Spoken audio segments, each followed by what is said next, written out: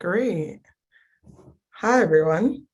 So I'm just going to introduce our panel and the people that will be doing the harder job of actually answering some of my questions today.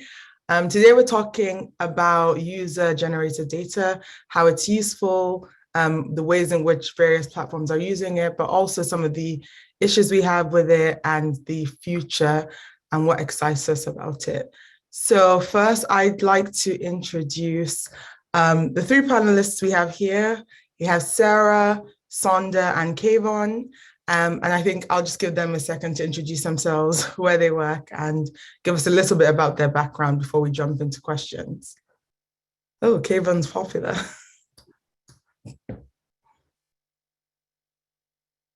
Cool, who wants to jump in? Oh, I think, okay, you're not muted, yeah. Do you want to go, Sarah? Could you tell us a bit more about your work at Last FM? Yeah, sure. So hi, everyone. I'm Sarah, work at Last FM. I've worked there for quite a few years now. So I am the first point of contact for all API inquiries. So that could be our users who use our API. It could be people using it for academic research, or it can be for our commercial partners. So I work with commercial licensing of the API globally. I also work with on our product development for our Last FM Pro, which is where users pay an additional fee each month, and then they get extra features. So I work on that, and then any sales and revenue requirements that come in, I also work across those. Great. Sonda? Hi, everyone. My name is Sonda Verlaan. I'm the Senior Product Manager for Discogs for Catalog and Discovery. So I have the privilege of working with a group of amazing people for the development, implementation, and strategies to improve the catalog and discovery experience. So for Discogs, that basically means everything you see before you decide to make that purchase in the marketplace. So we have label pages, artist pages, release pages, those kind of things, and then your home screen where you see your dashboard and all that. So that's kind of all that we're working on within the team. And thrilled to be here. Great. My name is Kayvan. I am the director of A&R at Genius Distribution. But previously, I've been at Genius for like 5-ish years. Prior to this, I was the artist relations director. So I've kind of sat in between the intersection of user-generated content and data that lives on the Genius site. So that's lyric pages transcribed by users, sample clip, like stuff like samples being put in there, producers, all the credits of who's worked on the songs, almost down to engineers in some cases. And then also kind of interfacing with artist teams to make sure that the information we have is correct and verifiable. Great. And I'll introduce myself briefly. I'm Seri, head of product at Songkick, which, if you haven't heard of it, is a content discovery app. And our goal is to just connect as many users as possible to live music. So for my first question, I'm going to throw it to you, Sonda. User-submitted data is overall extremely democratic, which is great. Everyone gets to be involved. Are you able to tell us why that's particularly important for your platform? Yeah, totally. Discogs would not be Discogs without this process. So user-submitted data is like a crucial part to our platform. And we have millions of releases and variations. I think we just passed 16 million. It would be impossible for us as a staff to manually enter all of that necessary data. So we encourage everyone to contribute regardless of your expertise or background. And through that, we create this very diverse and comprehensive database of recorded music. And it also allows us to capture the full spectrum of both new and old releases, from indie artists all the way up to major labels. And the great thing is that we also allow anyone to improve on that information and make sure that it's been accurately entered. So collectors who submit data, they're often experts in their own field, and they can provide valuable information that might not be available elsewhere. And we really feel that creates a very engaged and collaborative community, because the users can share their knowledge, they can contribute to discussions, they can connect with like-minded music fans all over the world. And as Discogs, we like to foster that sense of ownership and participation among users, so they can upkeep and improve that data. And when you talk about the democratic nature, I think that provides an even playing field from small indie artists to more established ones. And it allows us to catalog extremely rare music. We have ways to create lists on Discogs, and I think there's one out there called Remarkable Packaging and Presentation. And then you see all these really rare items. Like one of them was a throbbing gristle suitcase with 26 tapes in them, or a release that came in a scented envelope. So, it's really amazing what you see out there. But yeah, it's basically what we're built on. That sounds really, really interesting. One of the things that stood out to me is you mentioned kind of having almost anyone, especially people like collectors or people that you can really trust as moderators, to check and make sure that your data is correct. Do you have any processes that you use just to make sure that everything's above board and anything that's added to Discogs is accurate and can be confirmed? Yeah, there's actually active community taking part of that. So you have to go through an approval process with that release before it even gets submitted. So things can get flagged if it's not correct. And of course, that is an ongoing process because we can get things added, or you see sometimes you get releases that are being merged as different variations come out and they ended up being the same. So the great thing I think about having that active community is that you have a constant process of quality control of that data and the releases that are coming out. Yeah, that's definitely something we find at Songkick as well. And also something I think often it's underrated, just how many people are committed to helping you manage your data quality, even without any necessary like reward to them. Great. Sarah, you next. So people have been creating and storing more and more data over the years, from health trackers to social media stats, and of course, streaming. What do you think actually motivates people to keep track of their own metrics? And why is music in particular really special? Well, so Last.fm was one of the first sites to really track what someone was listening to and then present that back to them and provide some insights into their listening. And then when you think fast forward to today, and we're tracked in pretty much everything that we do, which is, we have to work quite hard not to be tracked, don't we? And then, so when I think about health tracking, I think about, I go for a run and then I see my time and then I try and improve on that time, or I try and go more frequently. It feels like it's really practical and something that you can, you get your health insights and then you share that with friends and family to keep you motivated. There's this real practical side to most tracking, I feel. When banks track you and tell you what you've been spending your money on, you can rein it in or whatever you want to do. And then also sleep tracking, what you eat, has that changed everything? And it all feels really quite practical. And then when I think about music tracking, it feels so much more emotional. And if I think about a user profile, which is one of the most popular parts of Last.fm, you see the recent tracks that you've listened to, your top artists, your top tracks. It's a real, it's your musical personality. And so that's where I think it's so different, is this like practical tracking versus music, which is so emotional and personal. Yeah, I think that's a really valid point. What about you? What do you find really, really exciting personally about tracking your music? Me? Well, yeah, I mean, I've been doing it for so long now. I love, my particular favorite is our last.year feature. So because Last.fm, we collect data from all the different sources. So I think it's natural for people to feel like, I track my music on Spotify or I track it on Apple. Why would I need Last.fm? But the thing about Last.fm is that we pull in from all the different sources. So actually you are listening on YouTube sometimes. You are listening on, your own personal files, and we bring that all into one place. So my favorite thing is that a lot of last end of year things come out in the beginning of November sometimes, and they just they start crunching the numbers at the end of October.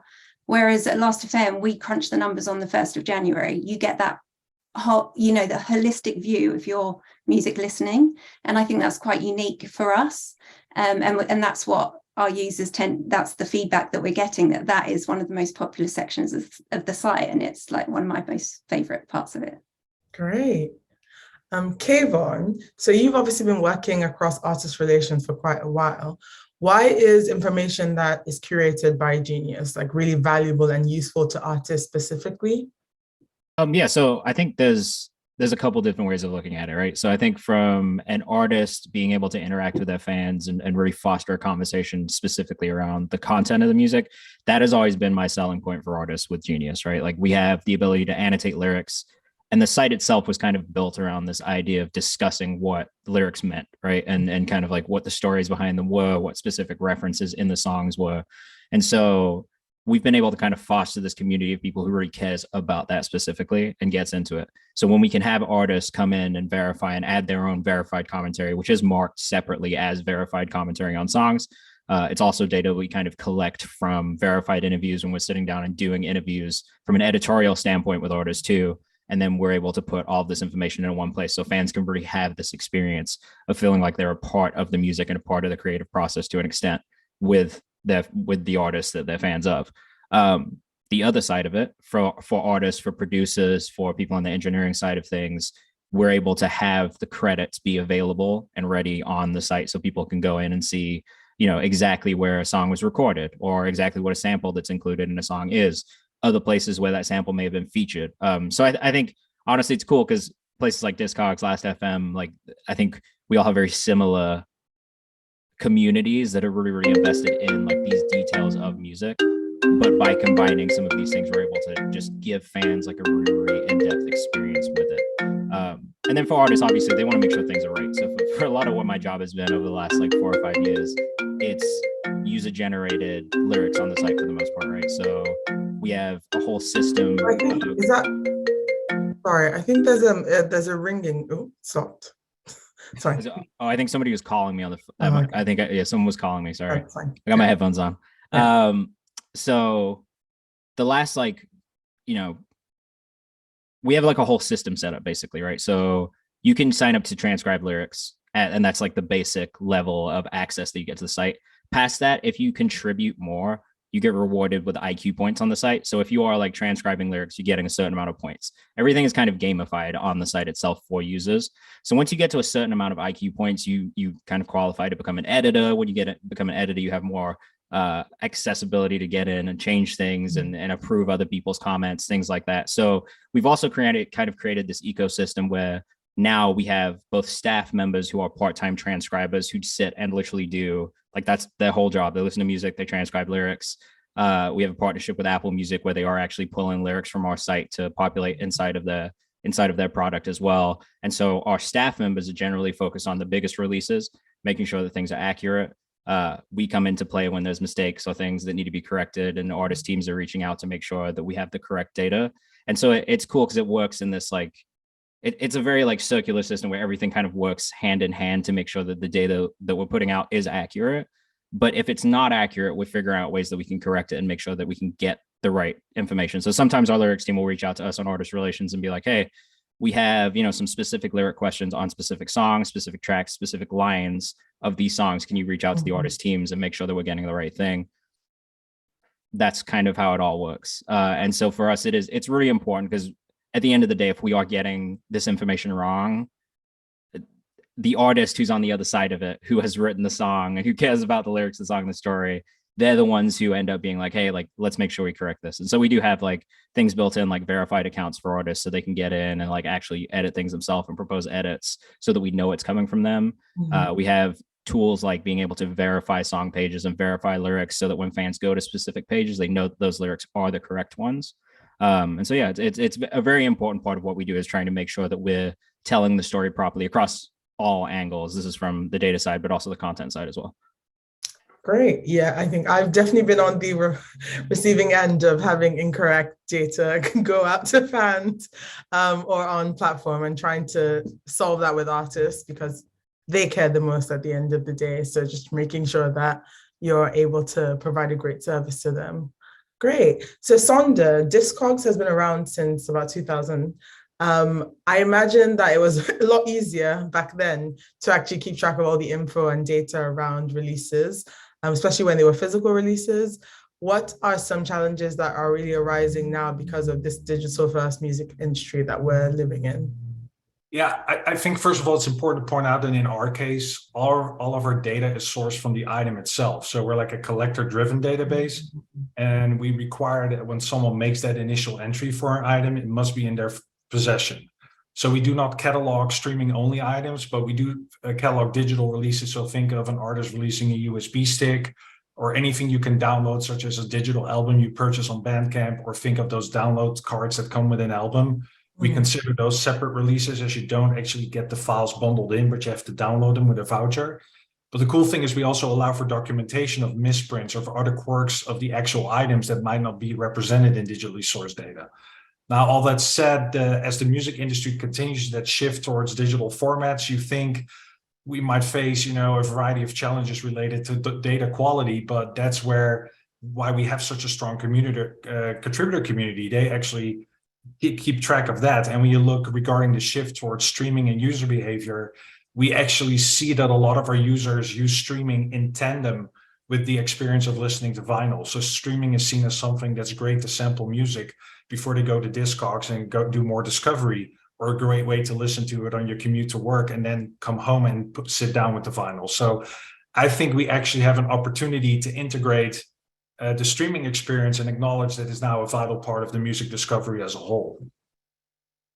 Great. I think that's really interesting. And thinking about, I think often these things are thought about as, mutually exclusive, or some people listen to vinyl, some people stream. But we see the uptick in vinyl sales every year kind of proves that that's not the case. Like, it's something that is growing in popularity, even among younger users that didn't grow up with vinyl in the first place. I mean, I, for one, actually bought my sister a record player because she requested one and wanted to be able to listen to vinyls as well. So I think that's very true. And I think interesting to figure out how we build out the ecosystem so that more people can gain value from all the different ways they like to listen to music and not feel forced into one. Cool. Yeah, speaking of Luminate, the interesting thing that came out of that research too was that there's Gen Z, only 50% of them actually own a record player. So the record collecting almost becomes sort of a collecting object that you want to get, so that was also an interesting shift you see. Yep, she definitely owned records before she owned a record player as well. So 100% on the money with her. Cool. So Sarah, it would be great to really talk about, I think you've mentioned a lot of the work you do with Last FM. And when we spoke earlier, you mentioned some really interesting campaigns or partnerships that you worked on that have used the data from your database and have really added value to your partners. So could you give us an example of one of those? Because I think that would be really useful for our audience to understand. Yeah, sure. So at the end of last year, we celebrated 20 years of Last FM, which Discogs, you're in the same boat, but it's quite unusual to be around that long. So that was a great time for us, a great time of celebration. And we did a partnership with Music Ally, where we provided the data and they found the story within the data. One that I found particularly interesting was around K-pop and the rise of K-pop on Last FM. So we have tags on Last FM, so users can tag content, and so they tag an artist and they tag tracks with different terms. The closest thing that you can relate that to is genres, but you can tag content with anything on Last FM. And so the tag K-pop, if we think back to say 08, 09, it wasn't really on Last FM at all. Going forward to 2012, there was a release of Gangnam Style, and we saw this absolute, the scrobbles, we call scrobbles when you track music on Last FM. So listeners and scrobbles really peaked at that time. It took a while for that peak to disappear, but at the time it seemed like a one-hit wonder. And then in 2018 and 2019, what was really interesting was this consistent release of BTS tracks. And then a couple of months later, there'd be a Blackpink track. So we really honed in on the data around BTS and Blackpink. And from 2018 up until last year, we were seeing a release by BTS, followed 2 or 3 months later by Blackpink, and then vice versa. It could be a track, it could be an album. And every time there was a release, the stats would peak and then dip. And every time they peaked, when they dipped afterwards, the dip was getting less and less. So K-pop was growing. And there was obviously other artists releasing K-pop tracks as well at the same time. But we were just fascinated by this fact that you could just see this real thoughtful process around the release schedule. And it's got to the point where K-pop is one of the most popular tags on our site. And now that BTS are going, as you could see that people became fans of these artists and joined the BTS army. They're so active on the community now. And then now that BTS are going for their military service, it really feels like K-pop is established and other artists can come through now, and they've got this platform of people that are likely to be interested in them. So that was probably my favorite of the articles, but there's about 4 blog posts all on Music Ally, so I definitely recommend checking them out. Great. Yeah, I think the ability to kind of pull interesting stories from the data that billions and billions of rows of data, but when you really zone in on like a really interesting story, it tells you so much about the way music has been evolving and continues to evolve every single day in our society. So that's great. Sonda, are there any real trends or insights that you've been able to spot using your database that really stand out to you in your memory? Yeah, I think the big one and the most obvious one is the vinyl resurgence, right? Like over the past decade, vinyl sales have been steadily increasing, and we have seen a corresponding rise in the interest in vinyl releases on Discogs, of course. And even though we are evenly distributed when it comes to demographics, you have that 18 to 24 range. It seems to be slowly growing. But as a result of that, you, for instance, see that the classics, like your Thriller, Dark Side of the Moon, Sgt. Pepper records remain a constant source of success as these age groups are discovering artists like, you know, Pink Floyd or the Beatles for the first time.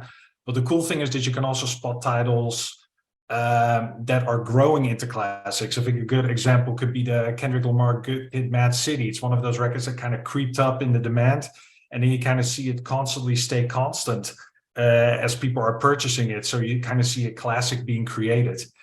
Another impact you could see is, for instance, the effect of social media channels. Like you have a vinyl community on YouTube, for instance.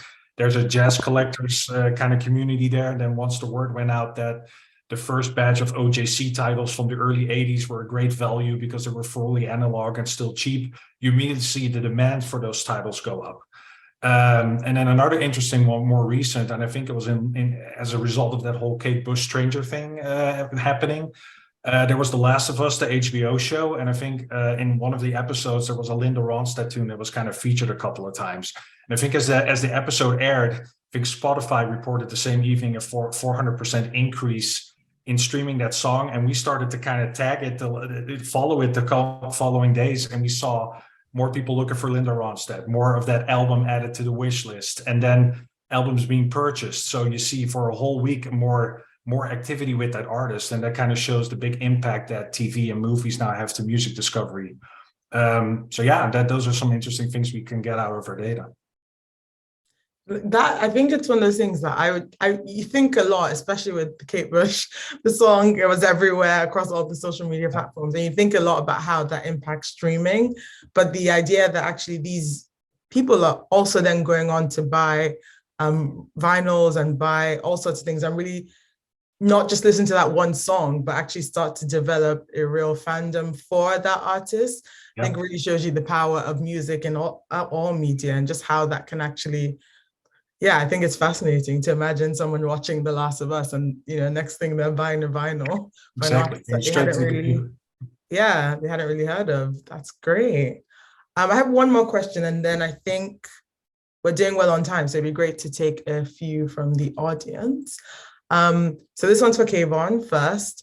What are you most excited about for the future of music data?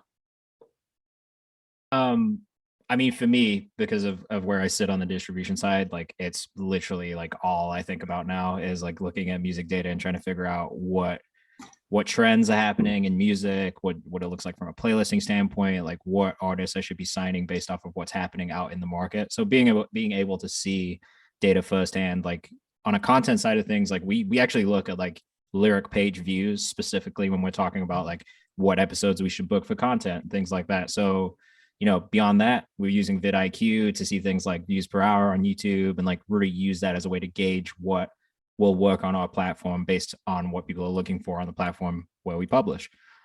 So it's really just like, I mean, this is going to sound bad. I'm sure a lot of people don't feel this way, but the collection of data and the ability to see and kind of piece things together from not only a marketing standpoint, but also from like a fan standpoint, from an A&R standpoint, from a content standpoint, like being able to use these markers as a way to gauge what will work in the market, though in some ways is not great.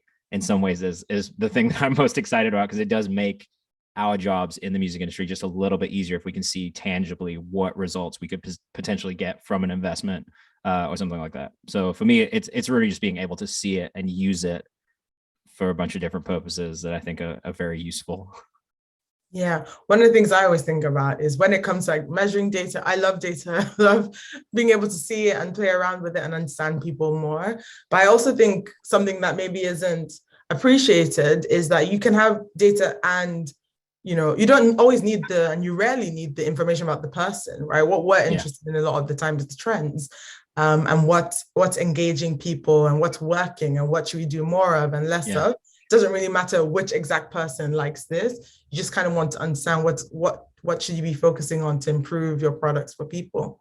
I can tell you what I'm least excited about, and that is something that we see a lot, I think, especially on like the more creative side, but the manipulation of data. I think that is one thing that I'm very not for, because it does make it really hard to then identify the things that are real, especially when there are so many, not cheat codes necessarily. Like I think there are definitely markers of things that you can tell when something is maybe more paid and not necessarily organic or natural, increase in streams or views or whatever it is. But that is the thing that I would say I probably am the most concerned with, is just how people will always figure out ways to manipulate data for their own benefit. The fake streams, the fake trackers, fake followers. Don't love that stuff. Yeah, definitely. Great. I'd also love to throw that to you, Sarah. What are you most excited about the future of music data? Yeah, sure. I've started paying really close attention to all the new technologies like Web3, AI, blockchain. I feel like it was daunting. I did find it daunting. I think a lot of people probably relate to that.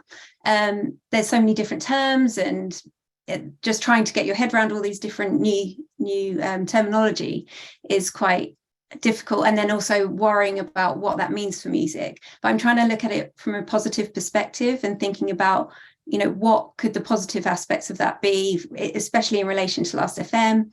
Is it around, how are we going to track music and data and metadata? It could be a really positive thing if we can, get some standards in there. I know that will come up quite a lot over the course of the weekend about metadata standards.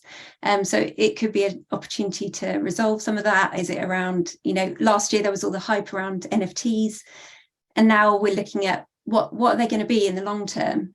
So yeah, I'm finding that really interesting. And also, as well as music, I'm really interested in visual arts. So I've been to quite a few immersive art exhibitions recently, where they've been pairing like old work of old masters that you're really familiar with sound and projections, and they're really fascinating. I bought my parents tickets to ABBA Voyage.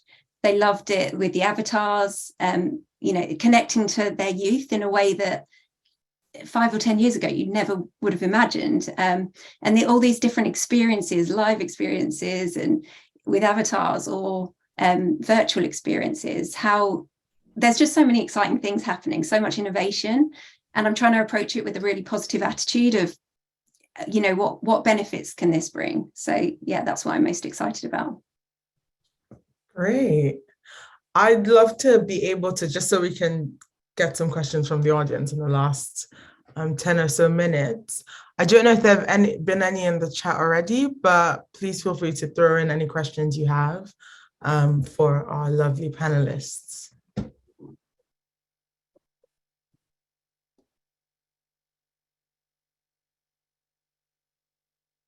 I know there'll definitely be some. We've done too good of a job of explaining ourselves. There you go. I do have one backup question if no one's jumping in. There's a question in here from the spectator chat. Someone asks, as an upcoming artist, how can we use your platforms in a tech stack to solve the common problems we're facing building our audience?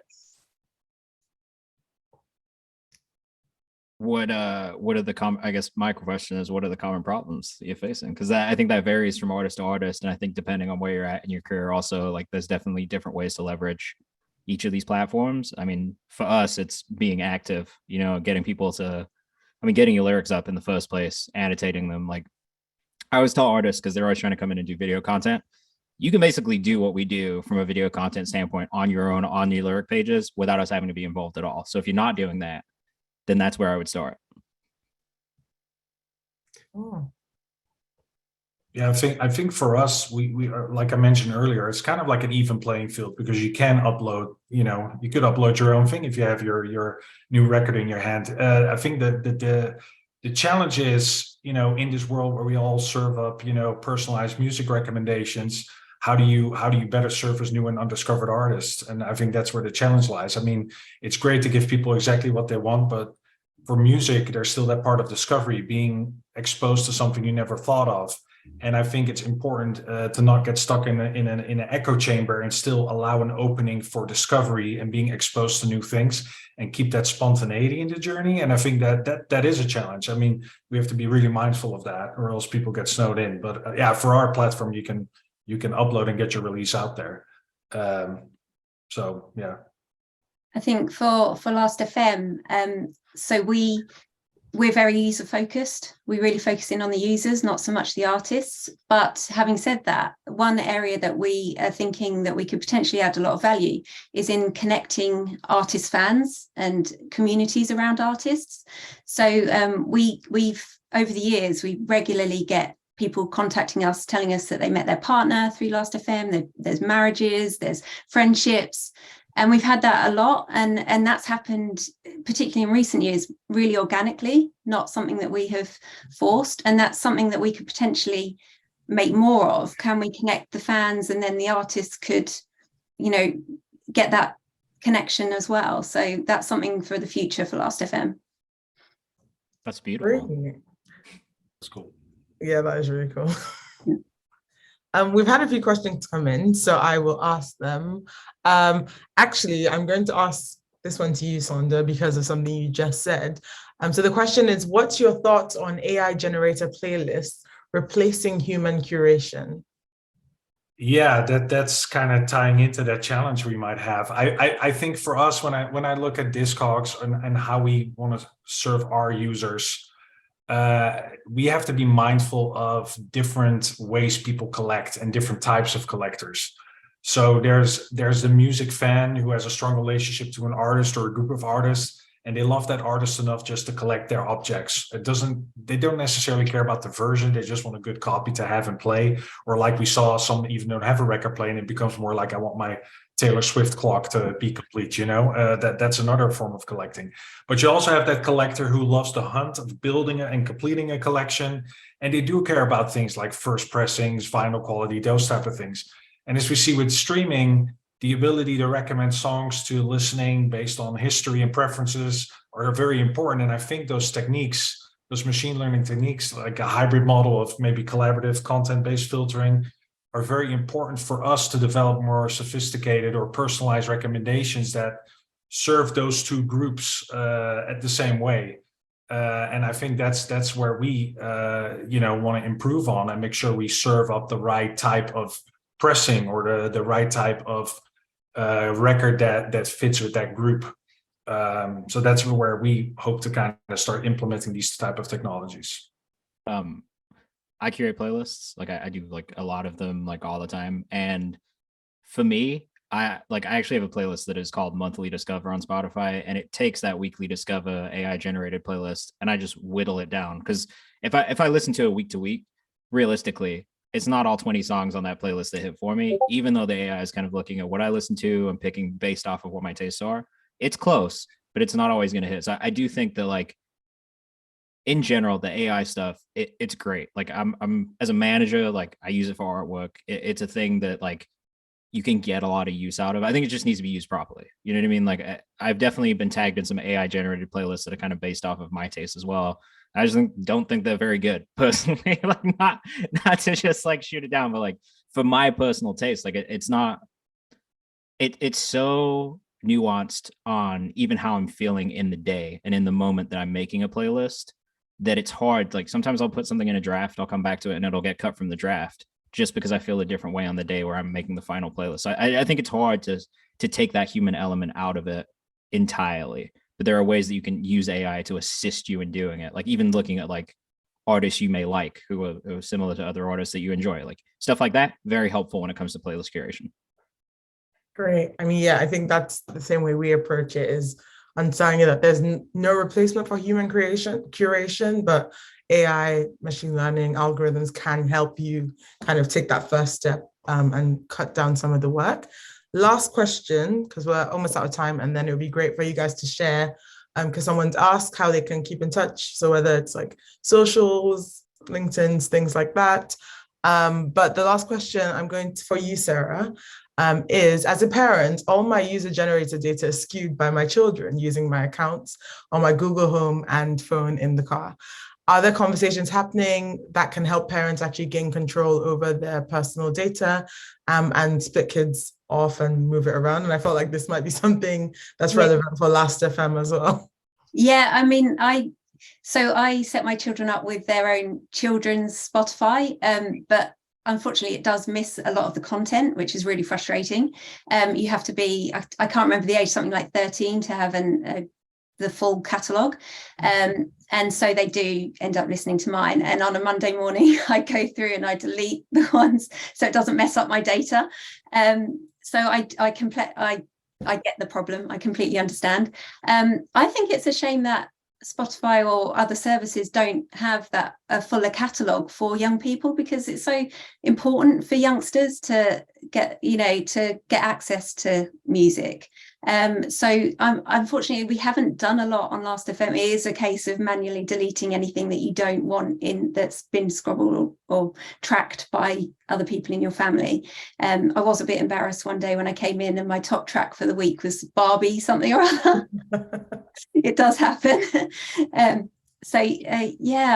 don't think I know the answer at the moment. I just think it would be great if the bigger DSPs would cater for that younger age group. It feels like it sort of goes from below 6 to above 13, and then that middle age group, which my children are actually in, is not catered for so much. So, and then also just encouraging them to listen to good music that you're happy with.